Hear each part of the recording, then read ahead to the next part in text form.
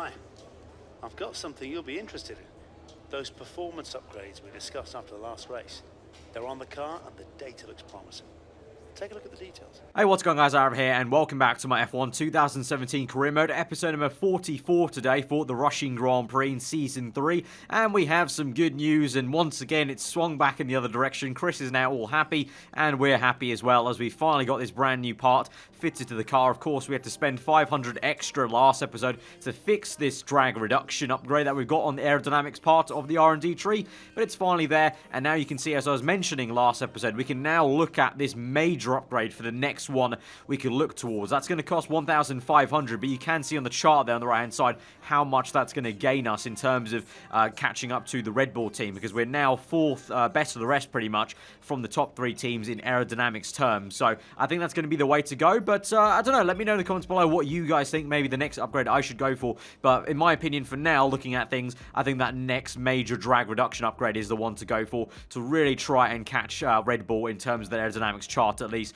Of course, there's some time to make up and some places to make up in terms of the chassis and the engine, but I think right now, because we've not really done too much in aerodynamics, I think that's going to be the way to go. So anyway, we're getting into the Russian Grand Prix in practice, all dry here compared to last season. In Season 2, we had a lot of rain also for qualifying, but looking at the forecast, it should be all dry for pretty much every single session. So it's going to be a bit of more of a standard kind of process for us at the Russian Grand Prix in Season 3 versus Season 2. And so with the drag reduction upgrade we've just installed on this car, it should bode well for us around Russia. Sochi, obviously a very long main straight, also a long back straight as well, and so you would imagine that would help us out. And I think in terms of the setup, I think I may be running the exact same setup as I did in Season 2. I think I may have tweaked a few little things like the ride height and maybe bumped up the suspension to make it a tiny bit firmer, but apart from that, I think the setup is the exact same. So we're going to get straight into this then, into our Q1 lap time here. We're on our first flying lap. We actually have to take 2 laps in the end of it, because in our first flying lap, making a few mistakes, a little lock up there on the right hand side, but just going down the main straight then. But overall was a kind of slower first lap. You can see going wide in the last 2 turns, and just generally you can see backing off a little bit, taking it easy, because we at that point of the lap I knew I needed to take a second lap to basically get the time down and get used to it. So once again, it's been a while actually, to be fair to me, that I've had to do 2 laps in Q1, especially at the beginning of this season with the upgrades we got over the pre-season. Obviously the car was feeling pretty damn good, so we've been able to nail Q1 so far. But Sochi, having to get kind of back in the groove of things, very flat circuit, so it's very, very odd really to go to, especially after a very different circuit like Bahrain where there's so much undulation. It's kind of disconcerting sometimes to come to Sochi, and it's just so, well, yeah, flat, as I said, just all 90-degree turns, that kind of an annoying tilt circuit, I guess you could say. But obviously on the 2017 game, actually, I think in mine and a few people's opinions, it's actually got a little bit better. It's definitely a lot more flowing than it ever was on the 2016 game. But we move into Q2 then. You can see clearly we are on the ultra soft set of tyres,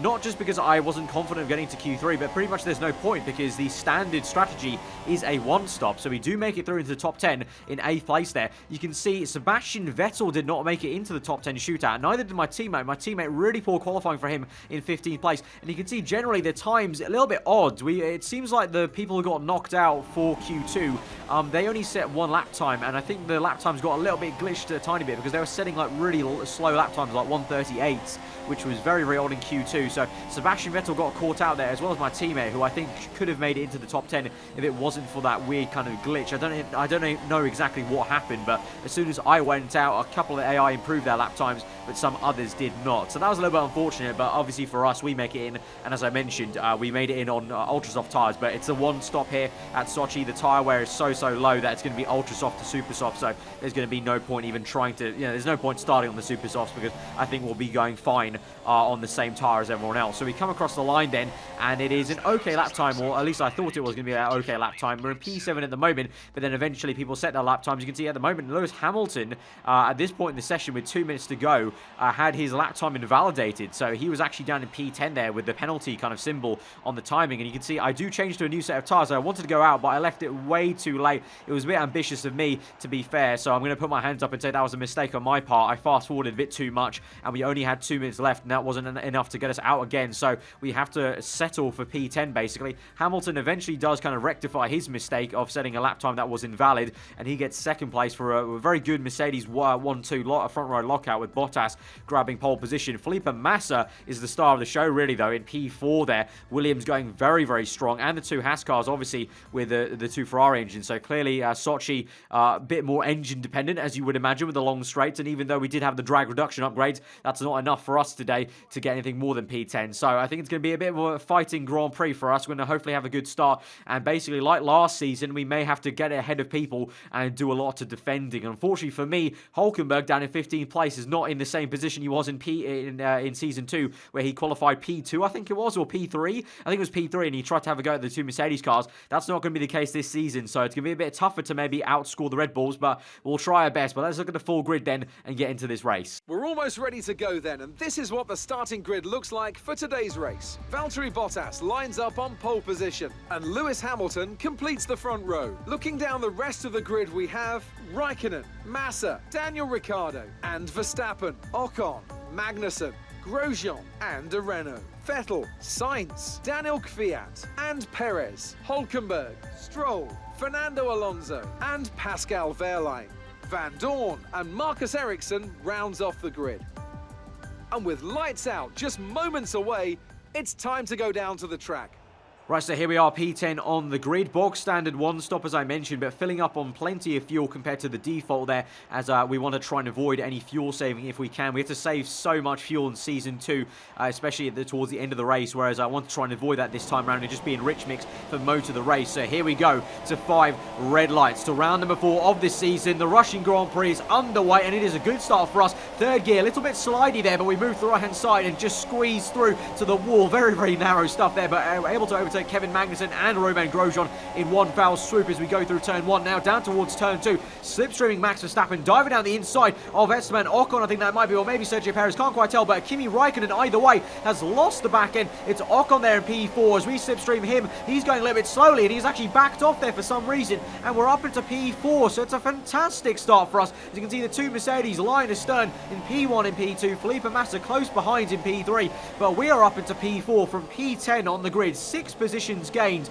in the span of 3 corners. That is absolutely fantastic there, and it was Kimi Raikkonen who got shoved off by one of the Red Bull cars, I think it was, that really benefited us as we tried to go down the inside of Esteban Ocon there. So really awesome, and now we're on the back of Felipe Massa already, as you can see, on lap 2, gaining the speed down the main straight. And as we move on later into that same lap, as we get towards the back straight, no DRS activated quite yet. Obviously it's get activated the next lap, but we don't need it, because with rich mix and the drag reduction upgrades we've got, look at this Renault go down on the right hand side to overtake Felipe Massa there. Easy on the brakes. He's going to try and defend on the left-hand side. We've made a little bit of contact there, but around the outside, leaving in the room, plenty of room on the left-hand side, and he just can't stick it with us. And we're up into P3 now. As you can see, Hamilton is on Supersofts. He was the only man who qualified on Supersofts in Q2. As I mentioned, I don't think that's going to be any use for him today. I think it's, unless he's going to really get the hammer time down in the last stint on Ultrasoft, I don't think there's any point for him to do that. But as we move on to lap 3 in the middle of it, so we've got yellow flags, DRS disabled, and the safety car, full safety car,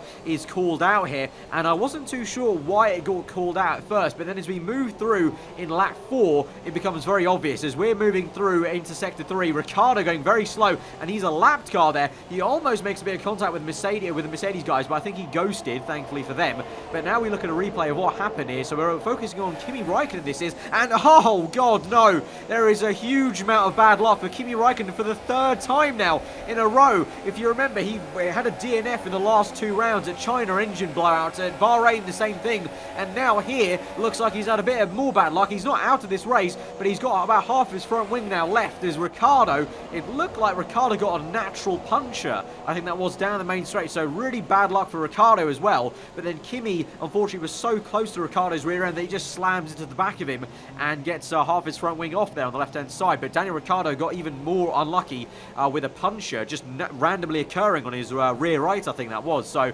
yeah, the RB13, very, very unlucky for all, really, in the Red Bull, for the Red Bull in the career mode at least here. They've gotten pretty much bad luck every single season, whether it be reliability issues from Season 2 or grid penalties in Season 1, and now seemingly here, a few engine foibles and then a puncture here on at the Russian Grand Prix. So, very bad stuff there for Ricciardo, but great for us as we're up into P3 at the moment, and we've now got one less Red Bull to worry about towards the end of this race, because although we are in P3, and at the moment the man I'm worrying about is Felipe Massa, I still do think the other Red Bull of Verstappen will still be a factor in this Grand Prix. We need to make sure we try and finish ahead of him. Of course, you know, at the moment we're looking good, but you know, this very point last season was where the Red Bull guys started to get some momentum back from the initial good getaway that we got in Season 2 at Australia and China. So now we move on later into the race, and Felipe Massa sends it down the inside here, and we've got nothing to defend from him on lap 6. He swooped it down the inside, and I tried my best to defend from him, but he just gets that and pretty much does the same exact move that I did to him. Pretty much a carbon copy, because he was around the outside on that left-hander there, and I just couldn't match him for traction, and I think we made a little bit of contact on the exit as well, as I tried my best to stick with him, but not the case. And now the man I mentioned, Max Verstappen, is right behind us up our gearbox, and now we've got to worry about him. I don't know if DRS is enabled quite yet. I don't think it is, as we go down this main straight up into Richmond, this will be probably, and trying to just look behind me and make sure he's not there, and he's not going to make a move down the inside. He's not going to do so, but for now it's going to be a bit of a train nose to tail between Massa and myself, Verstappen, and I think that is Esteban Ocon's Force India. Meanwhile, the other Renault of Nico Hulkenberg is doing quite the opposite of me. I'm looking back behind me.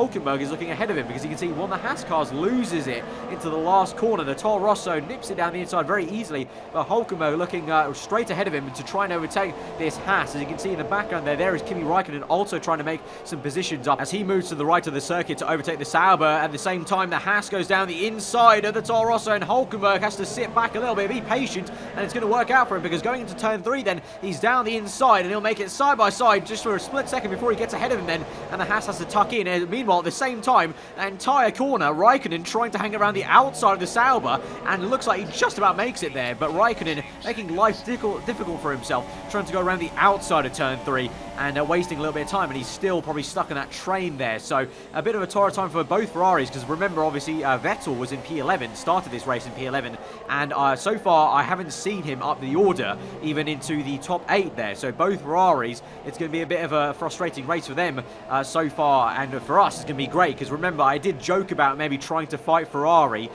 They got back past us last round, but I don't know, if Ferrari have a really bad race, we could get back back past them in the constructors, because Nico Hulkenberg goes and overtakes the Toro Rosso very easily down the inside there. Looks like if Fiat that was made a huge mistake there and went wide. So who knows, if Hulkenberg performs well enough to get up the order, we both could be scoring high enough to re-overtake Ferrari. But speaking about Ferrari, here is Vettel trying to suss out a move on Lance Stroll and one of the Haas cars. I can't quite tell which one it is, either Magnussen or Grosjean obviously, but he's overtaken Stroll, and now Vettel tucked up behind. You can see so much getting held up, so much so that Hulkenberg now has caught up to Vettel, and Hulkenberg was a few cars back from Vettel just a couple of laps ago. So this just shows how much Vettel's probably getting frustrated in this traffic, much like at the real-life Malaysian Grand Prix, getting held up behind some cars that maybe he would have liked to think he could overtake easily, but no, not the case, especially down these long straights with DRS for everyone available. It's going to be a bit tough, and now it only takes to the next lap for Vettel to send it down the inside of the young Canadian into turn 2. Is he going to get this? Will the Canadian put up a fight? He does do so,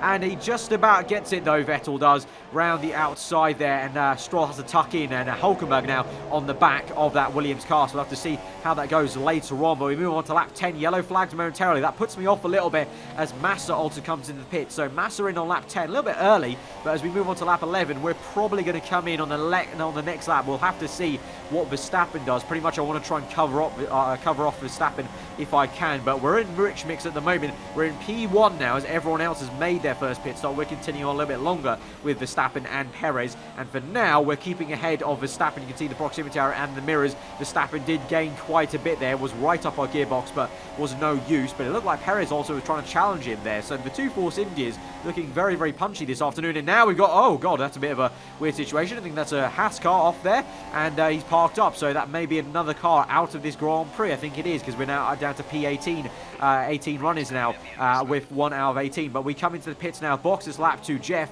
at the very last minute there, because I see in my mirrors and I look behind me to see Verstappen is coming in. So as I mentioned, I want to cover him off, as well as this will be covering off Sergio Perez. So we're in now for the set of super soft tyres, as I mentioned, and you can see the Ferrari car of, I want to say that I think that's Kimi Raikkonen is in as well. So that's going to be another car we have to worry about. So we're going to have to worry about Verstappen, Vettel and Raikkonen potentially towards the end of this Grand Prix. So although at the moment, yes, things are going our way, we're looking very, very good and not too shabby, we've got so many faster cars who have had so much bad luck in the first stint that they're going to be back but right behind us. So we may have a bit of a famous train like we did from season 2 when I tried to help out myself and Hulkenberg. The difference is obviously Hulkenberg's not ahead of me this time round, and I'm not trying to help him out. I'm just trying to help myself out here and the team really as we move out into P10 behind Esteban Ocon now. So we've actually come out behind him and he's jumped us with an undercut. So that's a bit frustrating to see as we move on to lap 12. We've got Daniel Ricciardo, who's being lapped in this Grand Prix, holds up Ocon a little bit but puts me off a little bit as we go wide into the last corner. And so Ricciardo, absolute misery for him. So at least that's great for us.